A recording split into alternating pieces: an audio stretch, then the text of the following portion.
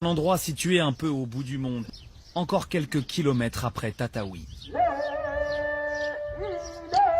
Car pour faire découvrir la Tunisie secrète qu'il affectionne, Hubert Ennaf emmène ses clients à Chénini, un village reculé situé aux portes du désert. Ces parcelles cultivées qui sont séparées par des digues de terre, on appelle ça des gessours. Pendant 2 ans, les touristes ont boudé la Tunisie après les attaques terroristes de 2015. 2 longues années de galère pour cet investisseur français spécialisé dans le tourisme alternatif. Mais depuis quelques semaines, les vacanciers semblent de retour pour son plus grand bonheur. Il y en a un qui s'est perdu là-haut. C'est tellement beau qu'il ne veut plus descendre. Un grand soulagement, un grand plaisir pour la Tunisie, un grand soulagement pour nous au niveau de l'activité, parce que le niveau qui est atteint en ce moment permet à l'entreprise une certaine pérennité. Donc effectivement, ça redémarre. Un redémarrage progressif après une période noire. Car en 2015, la Tunisie a été ensanglantée par une vague d'attentats qui a fait 60 morts. Les touristes ont déserté le pays et Hubert Ennaf a vu son chiffre d'affaires divisé par 3. 2 ans plus tard, sa société se remet en ordre de marche. Les touristes reviennent enfin dans un pays qui paraît plus sûr. L'occasion pour notre investisseur d'aider les Tunisiens à sortir du marasme. La population globalement est accueillante. Ce sont des gens qui ne demandent qu'à travailler. Plus on les aidera, moins on a de risques que ces gens-là se tournent vers d'autres extrêmes.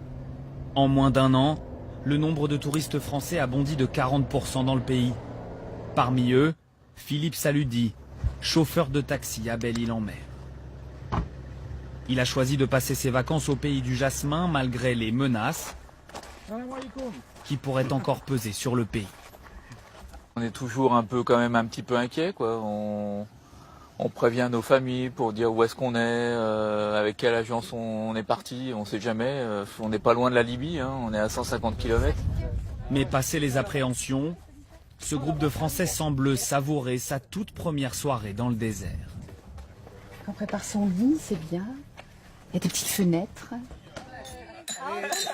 Et pendant qu'ils trinquent au milieu des dunes, Et merci d'être venu dans le désert avec nous. les employés de ce campement s'activent derrière les fourneaux. Ils sont près d'une dizaine à vivre exclusivement grâce au tourisme. Certains d'entre eux avaient perdu leur emploi, d'autres étaient au chômage technique. Alors pour eux, cette reprise touristique est une bouffée d'air frais. Ce sont ces touristes qui sauvegardent nos emplois et nous permettent de survivre. Ce sont des gens très engagés. Vous imaginez, certains viennent jusqu'ici en plein désert et dépensent beaucoup d'argent. Alors forcément, on est les premiers à les soutenir et à les encourager. Et le charme semble opérer. Car ici, certains visiteurs parlent aussi de leur voyage comme d'un acte militant pour soutenir l'économie locale.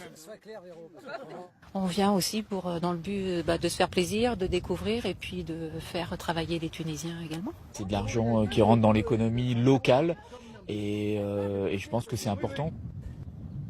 Plus de 2 ans après les attentats du Bardo et de Sousse, l'économie tunisienne tente de reprendre des couleurs. Et pour cela, elle peut compter sur son principal partenaire économique, la France, et ses 1300 entreprises qui restent implantées ici, sur le sol tunisien.